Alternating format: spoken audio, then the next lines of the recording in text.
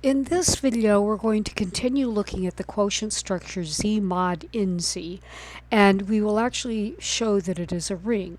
The very first thing that I want to do is I want to remind you that Z mod in Z is just the set of left cosets of the subring in Z inside the ring Z. And so every element of Z mod in Z looks like a left coset A plus in Z, where A is any integer at all.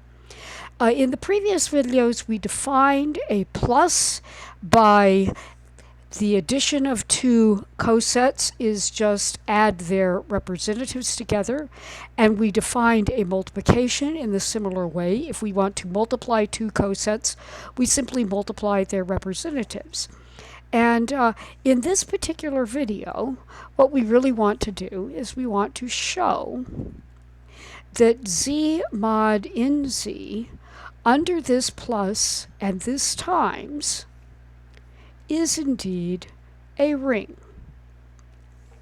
Now, before going any further, what I want to do is I want to review the ring axioms in the context of this particular problem, this particular example, to show that our set Z mod in Z under this addition and times is a ring. What do we have to do? Well, let me clean up my writing there just a little bit. What do we have to do? Well, we first of all need to show that all of the ring axioms hold. Well, what are the ring axioms? The first thing is we need to remember that we have to show that plus and times are both closed inside the set of objects that we're looking at. We need to make sure that plus and times are both associative on our set. We need to make sure that plus is commutative. We need to make sure that we have distributive laws. In particular, the times has to distribute over the plus, and it has to do it on both the left and right side. And we need to have an additive identity element inside the set of left cosets. And finally, we need to have additive inverses. In other words, each of our left cosets needs to have an additive inverse. Now, I want you to try to prove these things on your own and then compare your proof to the proof that I provide inside the video. So let's get started.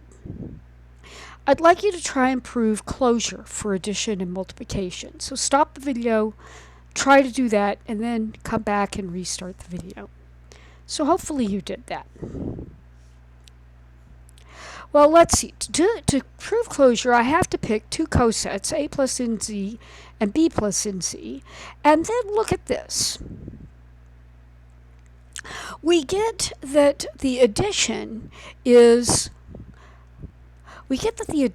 closed because if I add two of these guys, I just get this, and this representative does belong to Z because A and B belong to Z, so A plus B belongs to Z.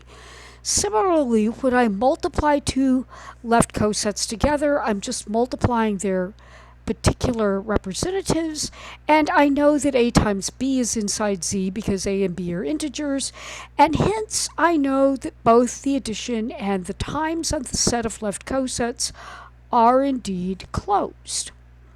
Well, let's move on. Stop the video and try to prove the associative law for addition. So hopefully you did that, and now let's look at my particular proof. Well, I'm going to start by letting A plus NZ, B plus NZ, and C plus NZ be left cosets. And now look at this set of algebra. First of all, I can line things up where the parentheses are in that red one. So I've got A plus NZ plus B plus NZ inside parentheses. And I'm adding that to C plus NZ. And the goal is to switch those parentheses to where they live here and here. Well, let's see what we know. By using the definition of our addition, we can turn the above expression into this expression. And now we only have this particular coset here, a plus b plus nz, plus that coset. And I know how to add that. That becomes this. And again, that is by the definition of our addition. Of course, this element here is inside z, and I can put the parentheses wherever I want to inside of z, and when I do, I wind up getting this particular expression. And this I know is true by the associative law inside the ring z under its usual addition and multiplication. Well, now it's just a matter of going backwards. I can break this particular expression up into this left coset plus this left coset by the definition of coset addition, and then I can break this one up as follows, again by the definition of coset addition.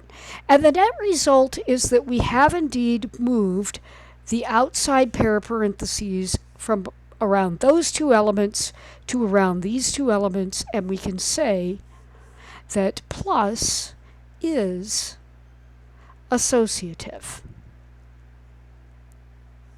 Now what I would like you to do is stop the video and try and show that that multiplication is also associative.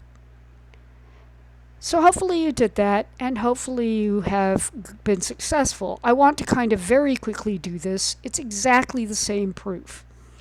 If we take our three cosets and we line them up where the parentheses start out there, we again can just do algebra on each step. To go from this step to this step is just the definition of coset multiplication. And then this is, again, by the definition of coset multiplication. Going from here to here is the fact that times is associative inside the ring z under its addition and multiplication.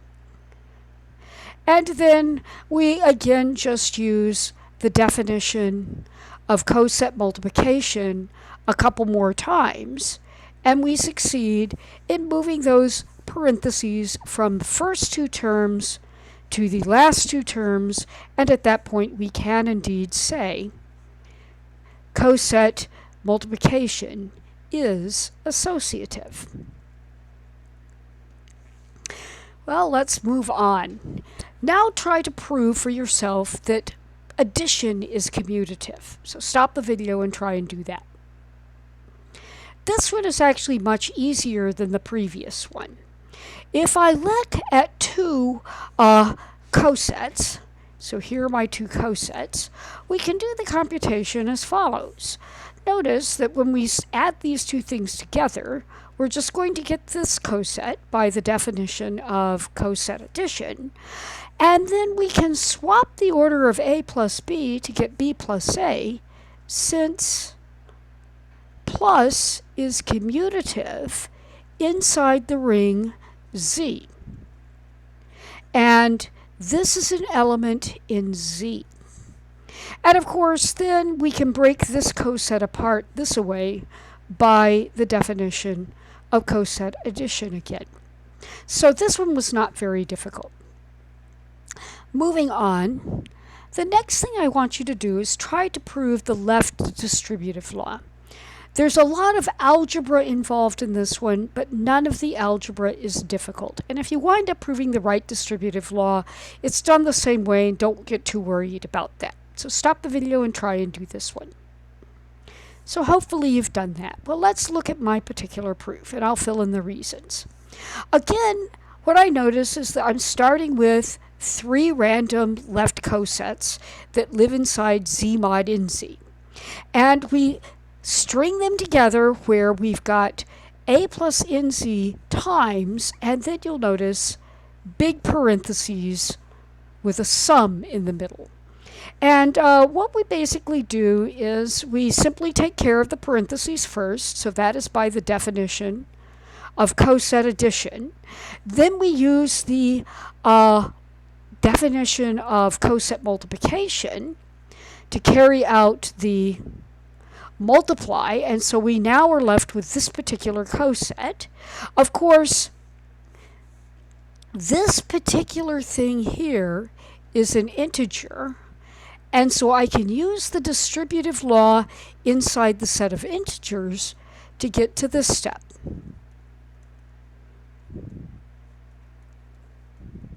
So I'm using the fact that Z itself is a ring to go from here to here.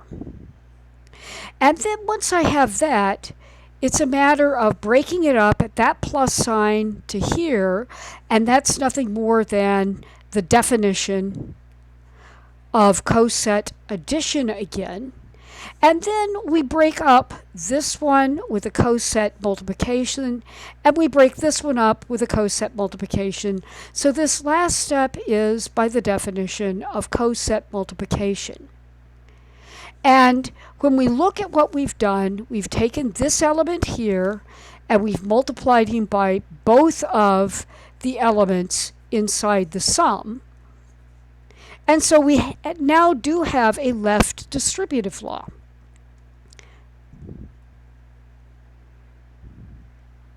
The right distributive law works exactly the same way, and you will be doing that in a quick lead jot. So let's move on to the next property of the next ring axiom. The next ring axiom is that we need an additive identity element. So again, stop the video and find yourself an additive identity and prove that it works. Hopefully you did that, and now you can compare your proof to mine. It turns out that the coset that we want is this guy. 0 plus n times z.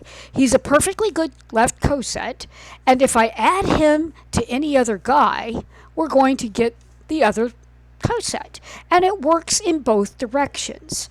And the critical thing here is, again, we are using the fact that 0 is the additive identity element inside the ring Z under its usual plus n times. So we have an additive identity element inside Z mod NZ, and it is coset. It is worth noting that 0 plus NZ is actually just the subring NZ itself. We have one final ring axiom that we have to look at, and that is additive inverses. So again, stop the video and find yourself an additive inverse for a typical left coset and prove that it works. Okay, hopefully you did that. So let's look at my proof. Again, I start with a typical left coset, and I notice that this left coset should work. I claim that these two left cosets are additive inverses because when I add a plus nz to minus a plus nz, I'm going to get a minus a, and that's going to be this guy, which is indeed the additive identity inside Z mod nz. And the additive inverse works in both directions. If I turn the order of the two elements around and I look at minus a plus nc and add that to a plus nc, we get the same kind of thing, that this sum here winds up being that particular left coset, and that's this guy. I guess technically I should have circles around those, so I'll add that right now just to make everything look completely correct. And that ends the proof that Z mod NZ under its addition and multiplication is a ring.